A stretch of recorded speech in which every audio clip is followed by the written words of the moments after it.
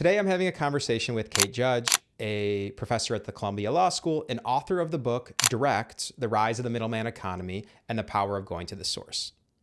I read Kate's book about 3 years ago, and she was on the top of my list to talk to. And I was surprised after I sent her a cold email, she responded right away and said yes. So thank you, Kate, for that. In Kate's book and in her research, she really explores how middlemen from finance to real estate to retail and e-commerce have gained such concentrated power in our economy today. And she also discusses how individuals and businesses can really reclaim agency by going direct to the source, whether that's buying directly from farmers, supporting local manufacturers, and further decentralizing our supply chains. Kate's research is highly aligned with going direct, as our whole goal is to really explore how we can use technology to make commerce more human and to enable more direct exchange in our life. So it's a highly relevant conversation for what we're doing at Going Direct. I could have talked to Kate for hours, as her and I are definitely kindred spirits and connected at a deep level on what we would like to see in the future. So I hope you enjoy the conversation, and remember to go direct. 3, 2, 1, let's go! All right, so Kate, back in 2022, I read your book, Direct: Rise of the Middleman Economy and the Power of Going Direct. And I think I read it the day it came out. I don't know how I came across it, but I was like, this book just represents everything that I'm trying to do and what I care about at a very deep level. And so thank you very much. You literally just answered a cold email right away. So that was like super cool. So thank you for that. I appreciate that. Well, no, I was going to say, well, it's so gratifying when the book actually reaches people. And what's been really exciting about it actually is I've heard from so many different entrepreneurs, but also individuals and consumers where it's just resonated with them on a particular level. And you never know when you put something out there where it's going to resonate. And it was different than a lot of my academic work.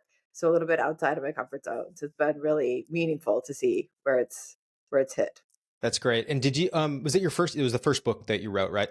It is. I mean, Okay. so I'm a law professor, so I write lots of articles Okay. and other things, but this is the first time I was trying to write for a more general audience. Okay, cool. So just to give you kind of more, I want to give you more context, right? And then we'll hop into it. You know, my whole kind of like the modern day capitalist system, by the way, I'm definitely a pro-capitalist overall, pro-free market guy. But the modern day capitalist system completely disconnects the consumer from the producer, like hands down. And it's a system built upon opaqueness, not transparency. And so this is the whole thing that I'm getting super jazzed about, because a lot of my investing work is in these new technologies that are enabling more decentralized production, which I believe is the first step to making us go direct in more aspects of our lives. So anyways, that's kind of a little bit of the backdrop. So my first question is kind of, how did we get here? How did we get here in the sense of an economy where like the vast majority of these large middlemen don't make anything and they control our supply chains and the economy? Yeah. And it was really a slow accretion over time. And that's what the book's trying to document. I mean, like you, I'm a capitalist. I believe in actually having a market-based economy, but a market-based economy is one that also needs to change and evolve as technology allows change and evolution. And as you said, technology right now should be allowing more decentralized economy, and it's not. And it's partly the stickiness that gets built in to these intermediation structures. So as we document, a lot of the initial growth comes from really natural forces. You know, it's actually hard for producers and consumers to meet.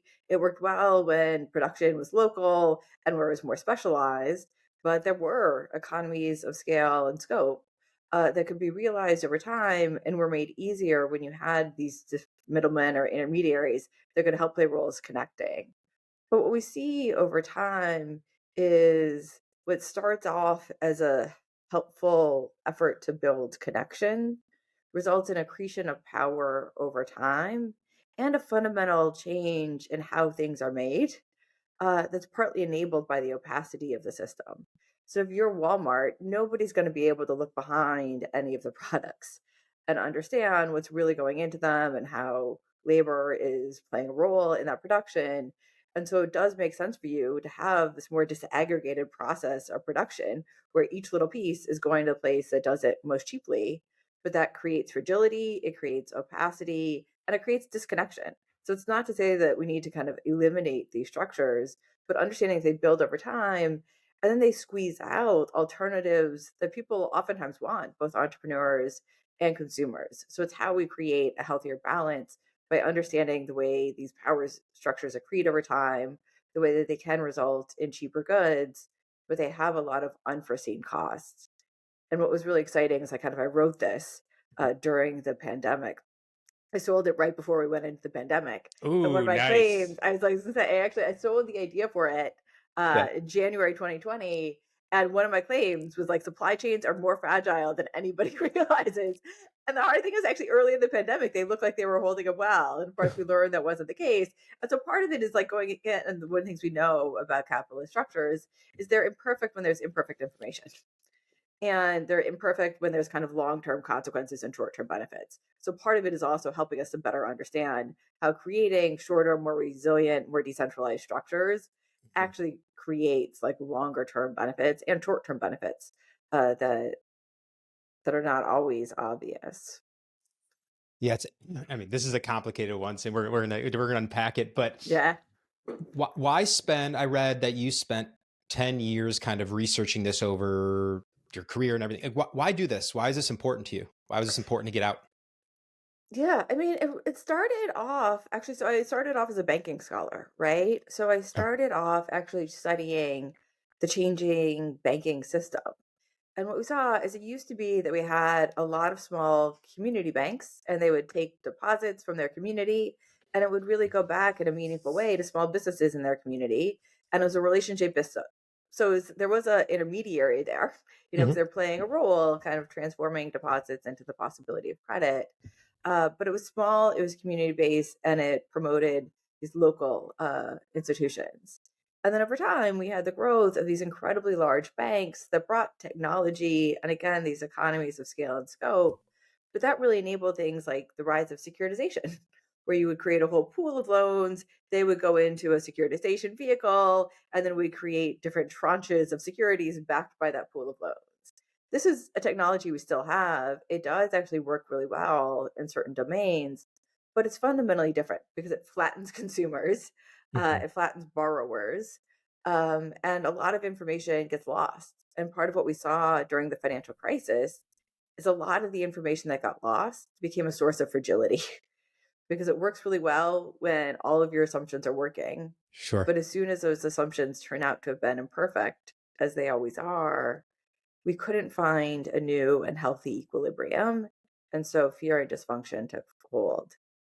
And so part of what motivated the book was understanding how this shift from these like smaller community based organizations to these larger intermediation regimes that provide benefits when times are good, but also can result in dysfunction becoming much more harmful to everyone when times are bad, Hmm. was actually not specific to finance, but was a Hmm. broader story of the economy.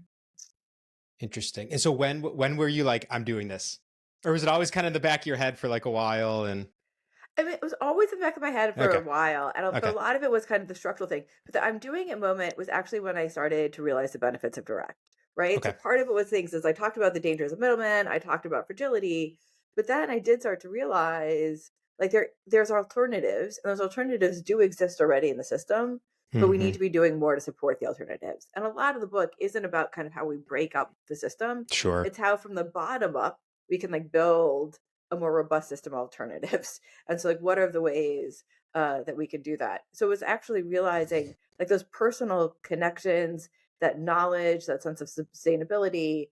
It's not going to be every aspect of my life, but where I Sure. was able to find it, it was really meaningful, and that those opportunities felt a little few and far between relative to what I would have wanted them to be. And so I think part of it was realizing like, okay, here's the problem, and it's Hmm. not like this is the solution, Sure. but there's something that's in the direction of we can do a lot better. And once I could articulate something positive, so it's not just like here's what we have to worry about, but also Sure. here's what we can do and here's what we want. That's when I was like really ready to put pen to paper. Cool. No, it's funny. I'm like, this is getting what the motivating factor on my end for going direct. It's you hit. It's actually interesting. You're one of the very few people that I've read anything about that kind of hinted at this. You didn't say it explicitly. You mentioned it there, but I believe this lack of like direct connection of the things that we buy in our everyday life, like, is actually a really big source of our disconnection from our community and like our happiness, like literally in our daily lives. And no one is like, seems to be connecting that. No, it's huge. I mean, this is like part of what I do. Like you said, I hint at, but it was hard to be able to prove it in kind of an academic way. Sure. But we've seen the Surgeon General warning about this epidemic of loneliness. Totally. And it's a lot easier when I can just like jump on Amazon and have everything delivered and deposit my checks by mail, by like my phone. So Sure. I don't want to get rid of those conveniences. But when that becomes how I do everything, the sense of isolation is a lot easier. And so this is where, like, again, it's not about like, let's get rid of these things, but how do we create a healthier balance? That just like, that is like a really big piece that I think, like you said, you can't prove it academically, but it's so true. It's just obvious to me, you know? Yeah. I was gonna say, and I think that's part of it is like, and that's what the joy of writing a different type of book is you can appeal to like encouraging people just to go through their daily lives and see when they change different habits, Sure. how it resonates in their lives. And so I think that is just a huge part. And I think part of society too. I think it's how we build not just like individually a sense of connection and community, but like more broadly, part of what we've lost is Totally. that sense of connection and community, and that it can happen in all these different ways. And so it was rediscovering the ways that that could come through in a bunch of little interactions, like when I go and buy my flowers from the farmer's market. No, it's, it's so it's funny. My wife's French, and I actually spent a fair amount of time in France, and so um, like it is the epitome of that, right? Like that, like if you compare the American system with the French system, especially around food, especially about your daily, like your daily life, you really appreciate that there's a negative aspects of the French system, I would say, from an American perspective, but there's this beauty to it where it's like literally the food system and how like the so we're like the how society views the artisans, right? Like the artisans and the craftsmanship of everything. Even when it comes down to the flowers you buy, they wrap it really, really nice. And you know what I mean? A nice wrapping. Everything has intentionality to it. And that is just completely gone for me in the American culture, for sure. Yeah, and again, I think it is there, but it's there in pockets. And so part of what we're Totally. trying to do is illuminate those pockets Yeah. and build those pockets and show where they can exist, but it's not the default, and it used to be the default. And I think just having a place to bring that back a little bit, and it is interesting because I think a lot of people discover it when they travel in Europe. I realized that actually in Taiwan, like there's so many more small businesses, and so you're there interacting with all of these different small businesses, Yeah. and because of it, there is, like you said, an extra thoughtfulness. There's a relationship dynamic, and there's a sense of connection that really comes kind of when you're sitting down for dumplings, but it can also be through goods, Sure. and a lot of that does just get lost. Totally. How was so the book came out kind of mid 2022. Did it the response, like how was the response? Was it kind of what you expected? Didn't know what to expect? Better, worse? I don't know. Give me a sense of kind of how the public reacted to it. Yeah, I mean, so it was interesting because they didn't know what to respond, like what the reaction was going to be, Hmm. and it was both positive, but also positive in ways that I hadn't anticipated. So it did help to build a bunch of different types of connections, and that was part of what was really fun for me. Okay. Was like I ended up talking to an entrepreneur who was like busy trying to import plants, and so you realize that there's all these little areas where like regulation has actually played a really important role, kind of entrenching intermediation regimes Hmm. that allow kind of certain players to dominate an area. And so when people come in and they're like, okay, like I really know this area well and I want to actually help like consumers connect with this area, like here are the challenges that I've been facing. And I got to hear a lot more of those stories. I wrote some about real estate, like the real estate market. And this was before we had the kind of the recent settlement, Yeah. and just how broken the overall market was. And Sure. again, there's reasons that you want a broker if you're selling a house, but if you're buying, like maybe you don't need one, and you certainly don't need one that's making 3% of the cost of the purchase. And so that's actually been really interesting then to go through it and to like kind of like really have people in these different fields reach out and say like, oh yeah, like that really is a problem, and you really captured well some of the Hmm. challenges that we're facing, and understanding that it's like hard to fix these things as an individual Totally. when the overall system's broken. And so how does And so are you a full-time professor at Columbia still? And this kind of, the book just kind of enhanced kind of the work and what you teach. Like what do you teach at Columbia? Kind of give me a better sense of that, what you do Yeah. every day. So yeah, so it's actually, I mean, it's like part of it's like fun about being an academic because you can have like a bunch of different side projects. So yeah, I'm a full-time professor. I'm at the law school at Columbia, and most of my work has been in banking. So the truth is, like, I still spend a Okay. lot of my time engaging in banking matters, writing about banking, writing about the Federal Reserve, testifying for Congress and engaging on those issues. Um, and I think that still matters. I mean, for me, also the structure of the banking system shapes the structure of the economy. So if Totally. I kind of want there to be kind of a healthier balance towards there being large companies, but also small companies that are able to thrive, understanding how they have access to financing and kind of what are the ways that we're impeding their access to financing is key to trying to make sure we still have kind of that rich variety. And then, yeah, I teach. So I teach in that space. Okay. I also teach things like I teach corporations. So I teach about corporate governance. I actually have been teaching recently like legislation and regulation, which is how Congress passes laws and Cool. administrative agencies. So very timely. I think basically anybody who's been interested in the law over the last like 5 or 7 years, no Sure. matter what your area was, you realize that what the courts were doing in this area and kind of the shift in the growth of presidential power were going to Hmm. transform things. So yeah, like, as an academic, I'm just always curious. So Cool. And always learning. are you from the East Coast originally, or where are you from? I know I grew up in Ann Arbor, so I grew up in Michigan. Oh, you're a Michigander. I I like it. am. All right. Why? You know what? I'm a Detroiter. I love it. Yeah, I was gonna say. So no, I was gonna say I loved growing up in Michigan. I was back there this past weekend, Cool. and I think that was also it. Is like going and visiting places like Detroit, where there is effort Sure. at resurgence, and there is a meaningful resurgence, but it's taking time. Hmm. And realizing the way that partly is happening is people who are really investing in their communities, Sure. and so you have direct connection as part of what you need to really bring people back to an area. It's funny. So I spent a decade. That was my work. Was very hardcore community development, and then I ended up starting a real estate development company in the city of Detroit when the city was bankrupt. Oh yeah. So like I was like, this kind of goes back to what you're just saying, which is how do we? To me, it was kind of this. It's my home, but it's like, how is this a blueprint to kind of shorten our supply chains, create more localized economies? And at the time, it was just this paradise intellectually and creatively of like to reimagine that and how to work together to do that, you know?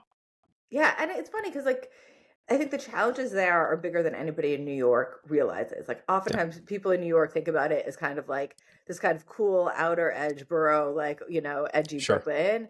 And if you're there, like the struggle is real and the process is real. But that's also creates a different type of innovation and opportunity for sure, people to really think creatively about how to do these things. And that's part of the spaces that we need.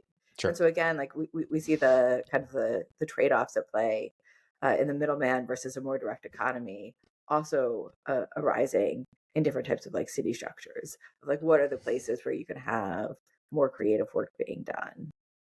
So it's actually funny. I wrote a whole series of essays a few years back of my experience and of that and like Oh, seeing a I whole should go read market those. is, you might find it interesting because I actually go in very, I'm very clear on it. This goes back to market forces of what you just said, which is it comes down to one thing. How cheap is the real estate? Because the minute the price goes up to a certain level, the market takes off. You go from the artists and the true entrepreneurs who are creating something different into the small investment funds, then the larger investment funds, institutional investment funds, and it's gone. No, It's it's one of the big challenges. I mean, I live in New York, and there's an incredible, rich array of small businesses. I mean, in the East Village, and it's amazing to see. But it's amazing how many of the really great small businesses that still exist because the owner owns the building, that's right. lives upstairs, and has it downstairs, or had like a 50-year lease with a 25-year extension. Yep. But when you start to have meaningful turnover, and you also start to have institutional ownership of those buildings, the capacity of like really small creative firms to come in doesn't come in. They want like the Dwayne Reed that they know is going to be there, and then ends up not being there.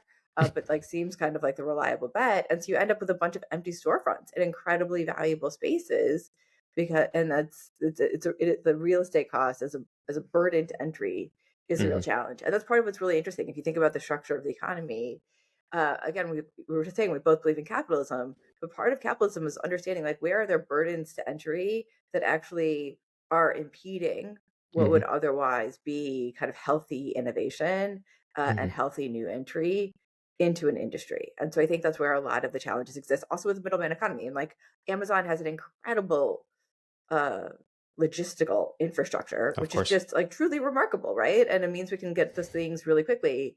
But it also means like your ability, if you're trying to reach people through Amazon, means you have to give them far more control than you want, and they're able to capture a much, much, much bigger piece of the pie than is probably healthy. And so we have to figure out, like, if we really want people to have an alternative to go elsewhere, how can like the post office do a much better job of Sure. getting things quickly and effectively to people? Because it really does put small businesses that are creating goods that people around the country might want at a disadvantage when they don't have the ability to like control the incredible logistical infrastructure that a place like Amazon Totally. controls. Did you see the on that point? Did you see? I'm sure you did. But I'm sure you're probably excited about it. I'm excited about it. But the whole proposal to suspend the de minimis tax loophole for e-commerce I companies. was going to say, and it'll be really interesting to see what happens in that. And that's also something else the book documents is we tend to think about kind of like power in one-dimensional ways. So like Hmm. economists are like, okay, it's market power, or it's political economy, like it's one of these different dynamics. But part of what we see is when intermediaries become really effective and good at what they do, they also use all of their knowledge and all of Totally. their resources to create regulatory regimes that entrench themselves. Like that's part of what we've seen happen with real estate. That's part of what we've seen happen in these other areas. So again, part of it is like, how do we actually start to like break up the ways that you have competitive advantages that are really derived from moats that are built through regulatory advantages or otherwise being able to avoid regulation that your competitors can't avoid.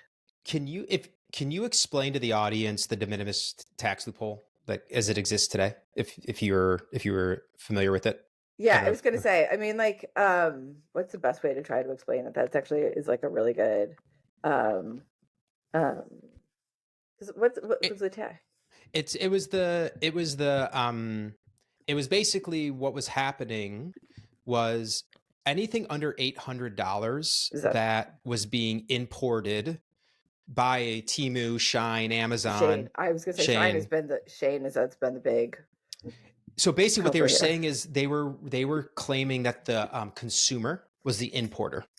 Yeah, And so there was that was the loophole where they didn't have to go through customs, they didn't have to pay any tariffs, and the administration just announced that they haven't said when it's gonna take effect, but they're gonna close that loophole, which I thought was great actually. yeah, yeah. I So was gonna say I was because the way yeah the way I understood it too is like yeah, and so it is actually huge, and it's also really good. I mean, this is where there's different ways to try to promote U.S. manufacturing. And so I actually love the effort to say we've gone too far in allowing all these capabilities to go overseas, yeah, which doesn't mean that everything we should buy needs to be 100% made in America. sure. But there were fundamental skills that we had in terms of manufacturing and even semiconductors and textiles, and we've really lost those capabilities, and that makes us vulnerable in a more vulnerable geopolitical and uncertain geopolitical environment. So, how do we make sure we at least have some of those capabilities, in the United States? And so it's hard because right now we see tariffs being wielded in ways that I don't think are necessarily long term productive or Sure. healthy. Hmm. But I do think the efforts to say like let's call a spade a spade. And so my understanding of kind of the de minimis tax exemption is it's been one of the ways that you have incredibly large entities trying to actually take advantage of a loophole that was actually meant for people who are small. Like it was meant for people who Totally. are genuinely small Sure. and who are doing small things. And I like that. Like that's actually how we get the more decentralized and more direct, Hmm. that actually in today's technological environment, you can have somebody who's a small artisan in the south of France selling goods around the world, but in a way Sure. that still has that personal touch because they can connect through the internet. And so, but then it's being used by companies that have really smart lawyers and are able to understand kind of like how we use the lawyers to game the law, and really kind of fit things that don't. We see that with a lot of other aspects of the tax code, but that's where Hmm. you get kind of the unfair Sure. advantage, that we don't want to be able to be exploited as a way that extends the disconnect. Yep. Um, how do you feel like with the new administration? Obviously, there's a lot going on. But do you feel generally positive with because there's going to be this huge push for more sovereign supply chains and obviously to increase the manufacturing base in the U.S. I mean, how are you feeling about the direction things are going? Nervous, if Okay. I'm honest. Yeah. Why? I mean, I think that one of the United States' strengths historically has been building allies and being a trusted ally. Hmm. And I think there's a lot to be said for looking out for United States US interests. And the Biden administration did a lot of things Hmm. that our allies didn't love because we said no, we actually really care about US manufacturing in a whole variety of areas. But a lot of that was being done through ways of cultivating local production and supporting U.S. manufacturing and other efforts, Hmm. particularly in critical industries where we realized we had exposures that could make us very vulnerable. Hmm. Uh, but it was done in a way that we think was less haphazard and Okay. still where there was still an ongoing and productive dialogue. And so when I look at all the different pieces together, if Hmm. I'm honest, I look at something like what's happening at USAID, Hmm. USAID, and I find it like deeply troubling because there were a lot Hmm. of people who were relying on us. And so it's one thing to shift, and I do think there's a healthy shift that has been underway under both Democratic and Republican Sure. leadership that says like, look, we actually need to care about looking out for US makers. And that's Hmm. one of the ways we look out for US consumers long term because Sure. it's a more reliable source of goods. It's the type of economy we want to have. Hmm. And so I do think there's some things that are being done that are helpful in that direction. Hmm. But I think in the broader mix of things, it's just creating a lot of uncertainty for everybody in ways that aren't necessarily healthy for Sure. business or for relationships. Yeah, it's one thing, it's interesting. It's like this, there's what there on one end, I think everyone can agree on like no one wants taxpayers' money to be wasted. That's like a pretty common kitchen table like agreement, right? Doesn't matter what side of the aisle you're on. But yeah, I agree. Like there's this constant it's an it's an interesting time, I'll say that. I think it's a very, very interesting time, and it's hard because, like you said, Sure. like there's a lot that there is a sense of like inefficiency and waste and too much red Sure. tape, and so there can feel like, oh, there's a relief because there's somebody really cutting through. But the hard thing is like once you look a little bit more closely, Hmm. like a lot of things existed for a reason, and I have to Hmm. admit, I'm just as an academic of kind of the structure of the U.S. system of governance. Hmm. We really did create a constitution where there's supposed to be significant limits on executive power Sure. because we didn't want to have a king and we didn't want to enable her to be king. And Yeah. so we put things like the power of the purse in the Hmm. hands of Congress. Yep. So I do think like when Congress has allocated funds and the president's refusing to spend them, or when Congress has created an agency and the president has a constitutional obligation to make sure that laws are faithfully executed, Sure. that when he's like shirking from that responsibility, it really throws off the constitutional order in a more disturbing way.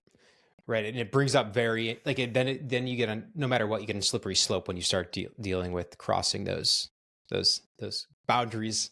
Yeah, but Um, it goes back to all the direct too. I mean, I think this is sure, where, as there's more uncertainty in the world, whether it's caused by global pandemics or whether it's totally. caused by changing government, Yep. like that's where actually industry has a really important role Hmm. building in resilience and Totally. saying, no matter what happens, like this is going to be a more reliable source of food. This is going to be a reliable source of goods. Sure. And so, regardless of what the source of uncertainty is, like I actually think it's a perfect time for trying to go direct because that way your sense of community and kind of your ability to get what you need suddenly become much more rooted in ways that you understand and and so it's both the globalized challenges or domestic challenges. There's the ability not to Hmm. completely shield yourself but to reduce the impact by Hmm. helping to build up these alternatives. I couldn't agree more. I mean, it's so clear to me where, like, big picture where the world is going, and I mean, listen, the reality of it is the Western world needs to reindustrialize. There's no other way around it. Like, now, how we get there at what pace or whatever is a separate thing. But I agree with you. I mean, I'm super excited for that aspect, and because I think it is a very interesting time. So, talk to me a little bit about this one's like really interesting because I've really dug deep into it. But you speak about it in the book, but the idea is like, right, the rise of e-commerce and this whole idea of conceptually initially was like, hey, I'm a supplier, I sell something and I can do it online now. I can kind of go direct. And what we saw is actually just like you said, this aggregation of power for just another type of different types of intermediaries. So can you kind of just like walk us through kind of what happened there? Was it because it flipped so quickly with them having leverage over the suppliers because there's so much of the demand side? Like what happened there? I was gonna say, and I think it is one of the most striking examples precisely because it seemed like it had so much potential to really enable disruption, right? It's like we'd relied on all these intermediaries because we didn't actually have access to the information. And so, Hmm. like, travel agents were a great example. Like, it used to be if you wanted to book a ticket, it was actually kind of difficult to do. So you would have to go to a travel agent and like they made this money on it. And so they were an intermediary that was like linking you to your airline and to Sure. hotels around the world and helping you provide more information about kind of like where you might want to stay. And that's actually been a healthy story of disruption, right?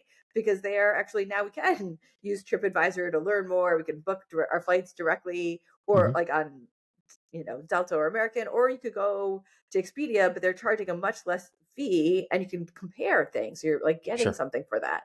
So that's actually been like the disruption that we thought was going to happen across other domains as well as a Hmm. result of the internet. It's like, oh, now we can go directly to the maker of the good. Hmm. And we have seen a little bit of that. Like we do see kind of pockets of Etsy and eBay and some of these secondary markets popping up Hmm. where people are able to sell individualized goods or secondhand goods. But the more dominant pattern by far has actually been in a world where people have limited attention, that actually people start their searches at Amazon rather than Google now. For people who are regularly shopping online, well, Hmm. then you need to be at the top of Amazon, which means doing everything to Amazon and paying an insane amount for ads. So that way you're like the sponsored link. And so it's happened gradually over time where first it was like, oh, we'll offer you something a little bit easier, an easier buying experience. But then that created revenue that was reinvested wisely, but also in ways that benefited the consumer, but also really benefited the company. And over time gave the company, I think, a little bit too much power. This incredible system of warehouses and logistical infrastructure, but then also kind of the ability to create this interface that I actually think now is like suboptimal and isn't great to use, but makes it hard to opt out. And there's been some really great work done, for example, by the Institute for Local Self-Reliance, looking on like your average transaction on Amazon, like how Hmm. much of it's going to that small company seller and how much is actually going to Amazon. And the amount that's going to Amazon is just increasing every year. So it's really squeezing those small sellers. And it also doesn't allow the small seller to tell their story, right? So what you have is an interface where maybe you actually are buying something from a small company good, but the interface is completely controlled. So there's not the opportunity to either opt out or connect or understand, again, the who and the what that's really behind the good. So all of the control really lies and the power really lies with Amazon. And it's providing a very meaningful service to both buyers and sellers, but it's contributing to something that's depersonalized Hmm. and an overall regime where, like, it keeps lining its own pockets, Hmm. uh, somewhat at least at the expense of those that it's helping to serve. Yeah. No, it's an interesting one. I've dug deep into this with a couple companies in my portfolio, and like it's to the point now where tradition big box retail is even a whole other conversation we can get into, but it's essentially on some of these products the same. Like like by the time you have to advertise, like you said on Amazon and all the fees that you pay, it's essentially the same. There's actually no benefit of whether you're going through traditional retail or Amazon. It's like pretty Yeah. interesting. which is Um, incredibly interesting. Yeah, and that's not the original design. And so understanding how that sure. happened, I Yeah. think, is like one of the kind of warning tales as we have these other things that look like they're going to be disruptive. To think, are they Hmm. really going to be disruptive? Sure. And what are the conditions that we need to create to make sure that the disruption is realized? Yeah, no, totally. All right, so let's move over to the other side, which is about culture and consumers. So at the end of the day, I think I've heard you talk about this too, but consumers we can say whatever they want to say, but they make their purchase decision based upon convenience. That's just the reality, right? Um, and so how have you thought about how we can start tipping the scales culturally to, like, obviously we have to make it just as convenient to get these alternatives. That's a must, and it has to be price competitive. But I don't know, have you thought about how we do this on the consumer side or the education side, or the best avenue? I was gonna say it is a really interesting question. And first of all, I think that there is the possibility, and the change oftentimes comes slowly and then it comes quickly. So I've looked at this in a lot of different areas where you had goods where intermediaries or middlemen were kind of selling something that was suboptimal, and the Hmm. consumer started to claim more control. We've seen, for example, a dramatic shift in like mutual funds. We maybe have gone too far, but it used to be you had these like actively managed mutual funds where all the fees were being gobbled up by the company and Hmm. not actually going to the investors. And then there was a shift towards like greater control where people said, no, like we can have like a really low cost index fund, Yeah. and that actually suits us much better. But it's amazing how long that took. And Yeah. then it happened really quickly. And so I feel like there might be something similar going on for the consumer, where right now people are experimenting with it in certain areas of their lives. So if you look at things like farmers markets and community sponsored agriculture, they're still like a tiny part of our food Sure. ecosystem, but the rate of growth has been really significant. And so part of what I am always interested in as an academic is like, where are their trend lines? Like, where do we see that there's been a fundamental shift? And even on Amazon, you can tell that they understand that people are a little uncomfortable with what they're doing because they try to emphasize, like, here is like the small business seller that you're helping to support. And in some Hmm. ways, like they're speaking to what they know people want, but they're giving it kind of like a fake version, a saccharine version of the underlying good. But I think we can, through those efforts, you do Hmm. see that there actually is an understanding that people want something that's more personal. There's actually been research done by marketing firms looking at like kind of the advantage of, even if you have like a mass produced like jam or jelly, having a label that looks like it's handwritten, Totally. even though when you see it in a grocery store, what is mass produced, like it does create a sense of drawing people in. And so I think it's getting your consumer to become a little bit more self-aware and engage in a little experimentation, and Hmm. then see how they really feel afterwards. And I think that's a lot of what life involves, right? Like we just said in January, I always do dry January, and I think it's like I'm not going to fully stop drinking, but I think part of what it is like this healthy opportunity to say, like, let me try something that's different than my regular pattern, and just see how it sits and see how it resonates, and how can I use that to make my life better reflect my values and bring me kind of greater meaning, greater joy, greater control. And so I do think it's like helping consumers start to understand, if you shift your patterns a little bit, like what are the benefits that you're potentially going to get out of it? Yeah, it's such an interesting one. I think about it all the time. I mean, I'm very much an optimist around this stuff. I like to be an optimist, but it's like we're either going to go that way or we're just going to merge with the robots. So I was going to say, which is another possibility. And I mean, like, I do think COVID was also a really interesting time for sure, this. totally. And I think the shifting geopolitical climate is making this really interesting. Hmm. And so, like, that is where I don't love everything that's happening right now. Hmm. But if you are producing anything and you are dependent on inputs from other countries, like you're suddenly having to think, okay, well, what Totally. are the risks associated with that? And it's really interesting because you can double down kind of by like trying to have multiple different suppliers, a bunch of different places, or you can try to figure out like how do we build relationships, and how do we start to kind of like build closer to home sources for those inputs. And so I think a lot of it is like getting consumers to think differently, but also getting intermediaries themselves and some producers to Hmm. think differently about what the trade-offs are that are at stake. Sure. How you mentioned something interesting to me, which is what I love, because it's like kind of how I think about this is like you've mentioned multiple times systems, right? The system is broken, or we just this is how the system works. So like if you were going to break it down to kind of first principles, and like if we had to rebuild how do we either fix the system or we got to create a new system from scratch, kind of what do you think the first step is that can enable this more direct exchange? Have you thought about I've that at all? Yeah, no, I've thought about it a lot. It's something, I Okay. mean, and the hard thing is I don't think it's like one step. I always think it has to be multiple steps simultaneously. So one is increasing kind of consumer awareness and consumer attunement. And Hmm. the other is kind of like making the cost of opting out lower and figuring out where are the costs of opting out, right?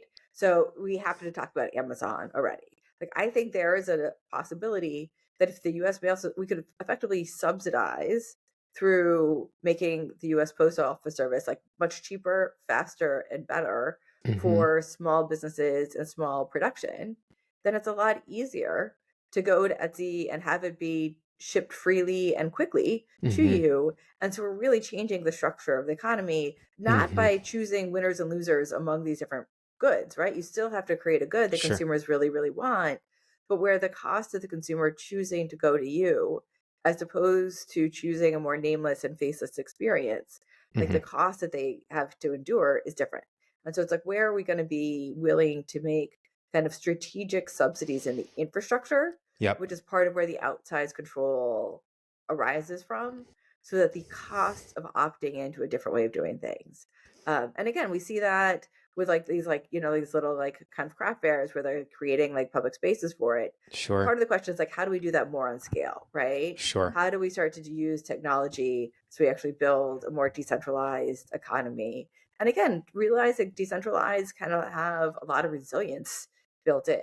So as the world is uncertain, as the government is uncertain, like control then rests kind of across this like ecosystem as opposed into the hands of these few. And so I think it's really trying to figure out what are the frictions Hmm. that are right now impeding that system from growing, and what are the distinct services that large intermediaries are providing. And again, sometimes it's like a really cheap good where Hmm. people actually don't want to know what's behind it. I mean, I think like part of Sure. it's being honest at times, like people are very happy not knowing that Yeah. there's like child labor and like Sure. really deleterious environmental effects. Hmm. And so forcing some awareness perhaps at times could be useful as well. Yeah, you bring up an interesting point about like because the infrastructure investments that can be made to enable that, I think. And I'm listen, I'm hopeful when you're looking at where between AI and autonomous driving, robotics, all of these kind of technologies coming together. For me, this is the seminal moment where we have the choice. Like it's still a little ways off, but it's coming quick. But I agree with you completely. I mean, I think we have the setup for it. It's just like, do we have the will as a society and a community to, I don't know, to like build a more resilient system? And I always go back to food because it's like something I just think Yeah. it's so crazy to me that we are like one of the most technologically advanced societies in the world, if not the most, and we have a completely screwed up food system and we're poisoning our kids. It's just like mind boggling to me.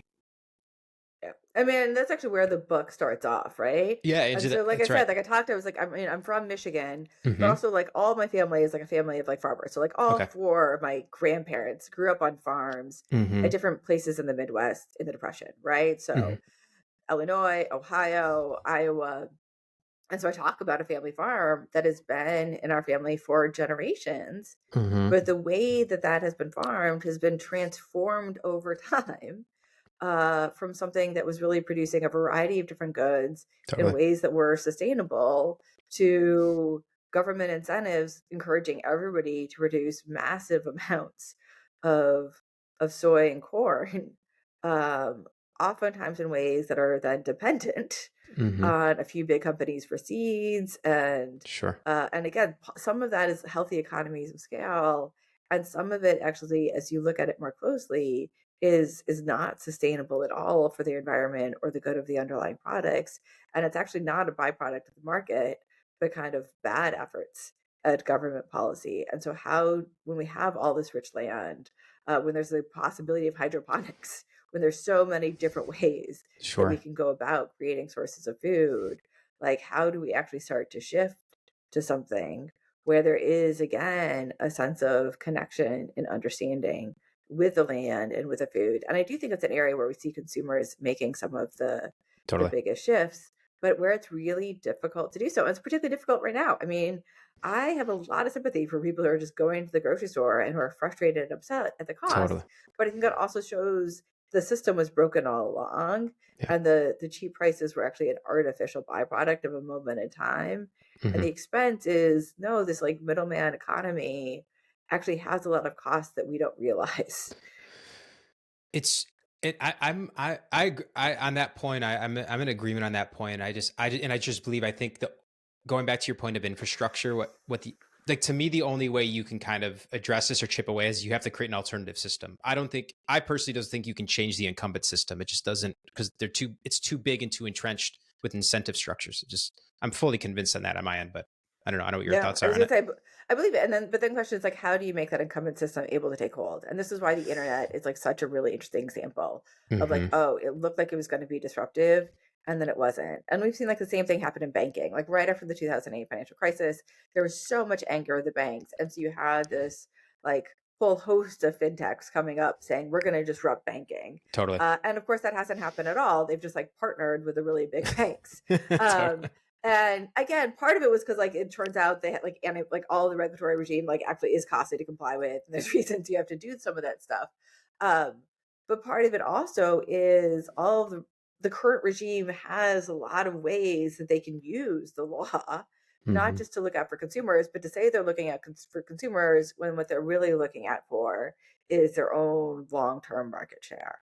So like, Sure. what are the ways that kind of like consumer interests are being held up in ways that are actually working to do the opposite, which is entrenching an outdated regime.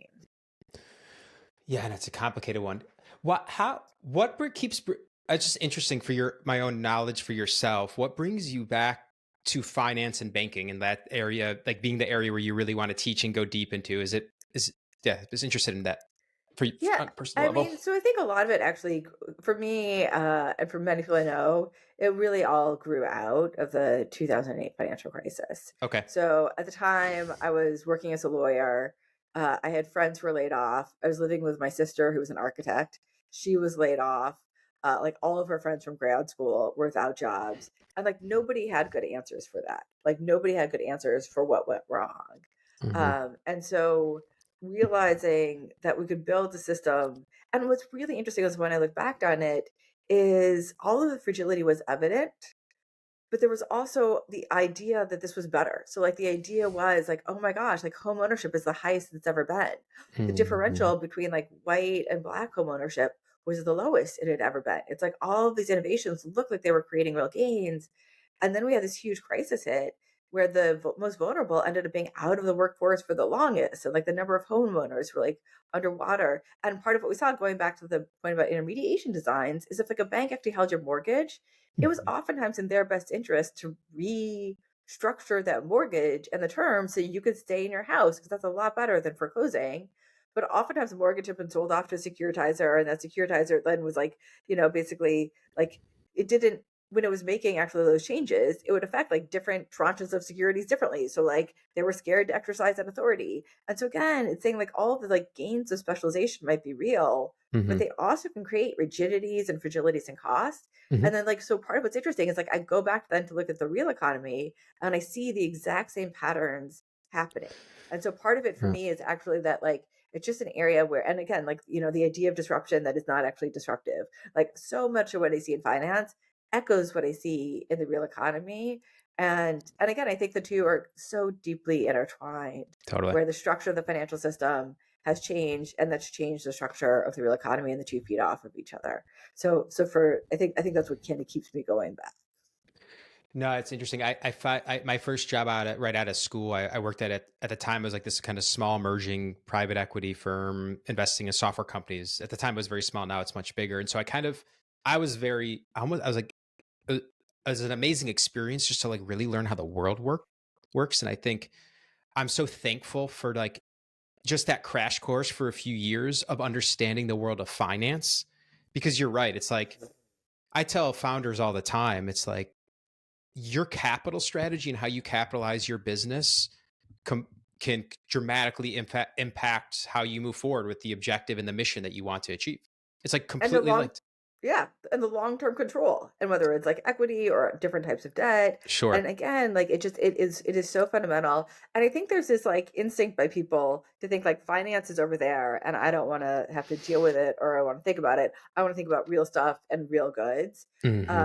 But I actually think that's one of the areas where we just haven't been creative enough. And historically we did. I mean, like we didn't like it wasn't by chance that the US had a bunch of small banks. Hmm.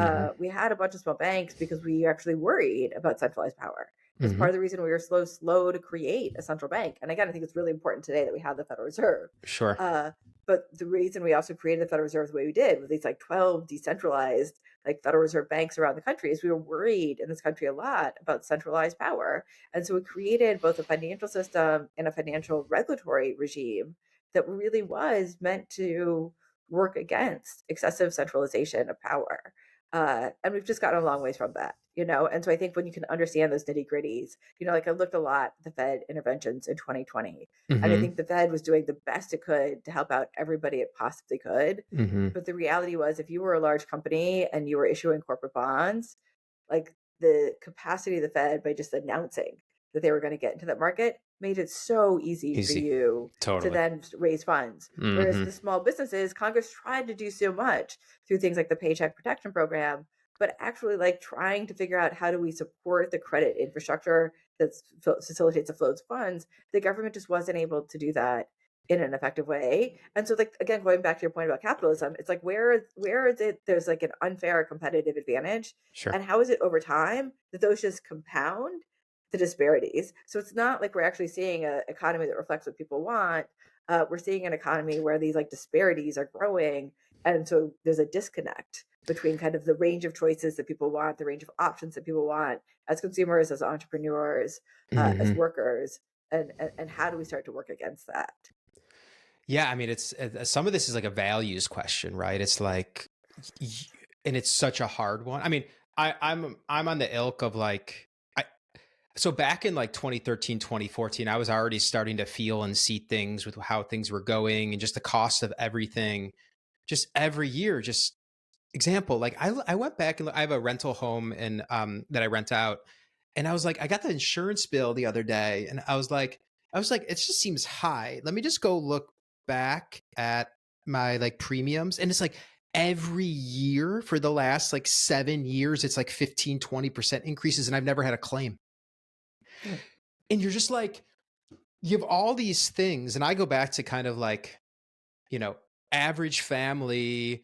Like I'm someone who, unfortunately, I can afford these things, and I don't, you know, I can like there's disposable income there, but it's like the average family. It's just like, man, it is a dicey place right now to be the U.S., and I think it's going to get much worse before it gets better because there needs to be a system level change. Yeah, and the truth is change is hard and it's difficult. Totally. And I think like that's what's really hard is like telling people like, yeah, things are bad and they're gonna get worse before they get better. And the real question is like, are we on the right trajectory? And I mean, I think the answer there is yes and no. And that's what makes this moment in time like such a meaningful moment to have these conversations. It's like so true. It's like it's kind of like what the people talk about people's health, right? In the U.S., it's like we've never been sicker from a health standpoint, but at the same time, we've never had more information around our health and our bodies and what we, what might be unique to us with different diagnostics and other at-home tests that we can take. So it's like this, yeah, it's just like this weird.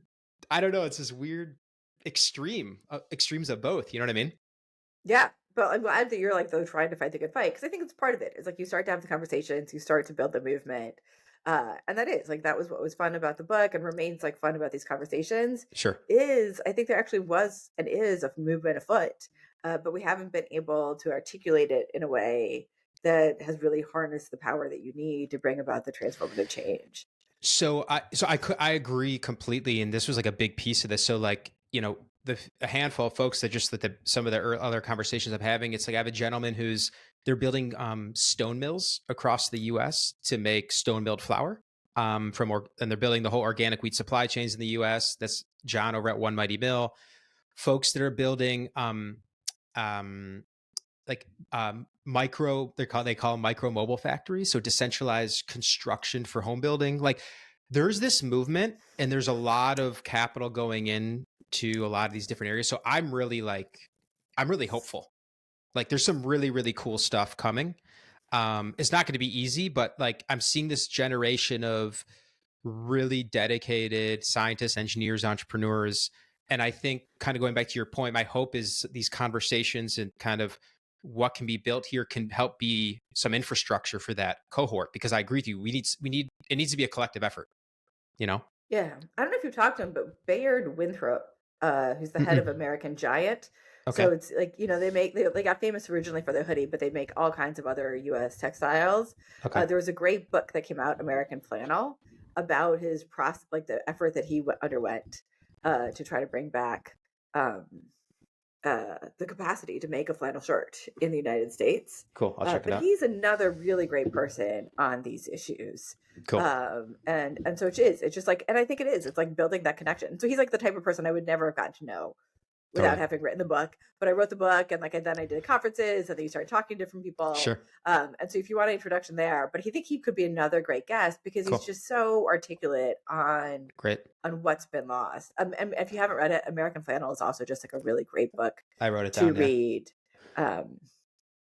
What's your thought on, yeah, I'm going to take you up on that offer for sure with Baird. Okay, so there's this whole movement, which I thought was great. It's changed a lot, which we can get into and go deeper into, but the whole direct-to-consumer movement. 80% of all retail sales still happen in bricks and mortar. And most successful D2C companies eventually go into bricks and mortar because they need to find growth. What's your thought on how we can implement more of this direct-to-consumer model at scale? I don't know if you've thought about that at all. Yeah, no, I mean, it's something actually I spend a lot of time thinking about because that's part of what we need, right? Mm-hmm. And so, like, I think artisans are like a little way in, and they're a way to create awareness. Like, they're a way for the consumer to realize that there's something lost. Mm-hmm. But ultimately, if you want it to be cost competitive and convenience competitive, scale has to start to enter the picture. Mm-hmm. So I think it is like a really important, and it is really interesting too, because there was a real trend around DTC that I think got overhyped for a little while because everybody was trying to build on the same model, Yeah. where instead of like competing on Amazon, they were competing on social media and then just paying a huge amount like for each person that they attracted. And so I think a lot of the success also ends up building the community and then finding like organic and word of mouth ways where you're not paying influencers, but like instead, like through more organic mechanisms, like the information starts to spread. And so part of it is also kind of like understanding like who is friend and who is foe. And so I'm a big believer that actually the overall effort towards US manufacturing and direct to consumer are ways that we need to figure out where our allies are, how we learn from one another, how we can work together to really build this alternative ecosystem. And it's very easy, I think, if you're a company to look at anybody else who's making goods that are similar potential substitutes Mm-hmm. as a competitor. But if we think about what we're really trying to compete is a world in which DTC and smaller businesses and more US, though not solely US kind of manufacturing are the dominant mode, then all of these things become complements because as consumers start to get into that world, they spend more time in that world because they realize like that's where they really want to be. And so I think part of it is really kind of like changing the mindset Mm-hmm. of not this atomistic approach to like me as an individual or like even like my company, Mm-hmm. but really understanding like yourself as like part of a broader movement that's bringing about a change that's going to be better off for you, for workers, better off for consumers, and really help to build a more resilient and more decentralized economy. Like literally, it's like you must have read something that I wrote because it's like I have this thing like I I I have this thing where it's like it's production, it's distribution, and then it's marketing, and you need to have all of those three things come together to create this new system. So I couldn't agree more. I don't think what happened with the first wave of D2Cs, there still are generally marketing companies. They don't make anything, Yeah. right? They're just like, you know, outsourcing it to wherever they get it made. And so, but I think this movement, like you said, a more of American made, and you start to put all those pieces together. That's where the magic happens. It's not easy, but it's where the magic happens for sure. Yeah, no, it's actually really interesting. Like this is what's been fun about these conversations is like you said, I got in this very different place. I got in this like nerdy academic who like studies the financial system, and like you were doing kind of community development in Detroit. And what's really interesting is like you start to come up to like similar understandings of like kind of here's kind of like the nature of the problem. It's this Yes. opacity, it's the disconnect, Sure. it's the excessive centralization. And then like here's the opportunity for something different. Yep. And here's what we have to do. And part of what's really, I think, inspiring for me at this moment is there's a lot of people who are at very different places within the system who are Yep. starting to come to similar conclusions. And that's where you feel like, okay, like there actually is like really the possibility here for something different and to Sure. start to build something different. Yeah, for sure. No, we're gonna build it. I know it. I could feel it. Like, no, like I could. It's just like if you think about it, it's just like all these things that are happening in the world and even domestically. It's all happening for a reason, and I truly believe it's just this rotation back to all the things that we're talking about. A lot of it's gonna get messy. So it's a lot of it's controversial, but like big picture, it's just going back to where it needs to go. I really truly believe it. Um, all right, so let's we can kind of one or two quick other things we can wrap up here, but I was just curious, totally unrelated. I saw that I want to make sure I get it right. That you're the head of the research committee of the European Corporate Governance Institute. What does that mean? Yeah, I mean, so it's basically a group of nerdy academics like me Okay. from around the world. So it started based in Europe, and like we Okay. still have a lot of European members, Okay. but we also have a lot of people from North America, some from South America, and a lot of people from Asia. Hmm. And so it's an effort from academics from around the world, people who are like lawyers, so legal academics, Okay. but also economists, so a lot of like financial economists as well, who are all trying to understand like how companies run and how they can be run better. And Okay. it is part of what, going back to your point about the experience of being in France. And you're like, wow, this is a very different economy to live in. It's really helpful because, like European economy, like companies are much more often family controlled uh, Yeah. than in the US and the UK, where we tend to have more dispersed ownership historically, and where the recent trend has really been towards kind of like private equity. Sure. And then like we have like a very different, as like another distinct set of structures in places like Japan and Korea. And Hmm. so part of what it does is it allows this kind of ongoing dialogue Okay. when people are really trying to understand just like how does business work across all of these different economies, Cool. and then how can we have a more informed conversation over kind of what are the trade-offs as opposed to assuming kind of like one thing's like going back to the point about capitalism. It's not like one thing emerges because it's the best. There's like oftentimes actually trade-offs, and it's oftentimes by looking across like lots of different systems that you can kind of better understand just how past specific Sure. uh, the route was to where any economy ended up, Hmm. and what are the lessons we have to learn. Sure. There's so much to learn from both history, like you said, both history and other cultures, especially historically. Like this is just how when we going back to production in our economies, they all used to be localized, of course. So it's like we can just learn from that and then apply modern day technologies, and voila.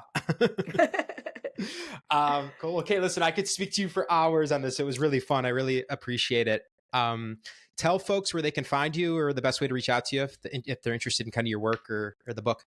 Yeah, I was gonna say, so Catherine, actually, hold on a second, let me do this one again. I should know this. I don't even know my, this is so sad, you can tell the things. Let me just like, is it? I have not looked at my own website in so long. All right, so sorry, let me start that one over. This is the joy of recording. I do like live things on NPR, and you're like, okay, now I need to be on. All right, sorry. uh, so yeah, the book is Direct: The Rise of the Middleman Economy, The Power of Going to Source. It came out with Harper Business. It's still available at your local bookstore, but also at any other place you might choose to go and buy a book. KathrynJudge.com. You can get on my mailing list. Follow me on Twitter, and just be part of the conversation. That's great. That's awesome. And then last question for you. I like to ask all the guests.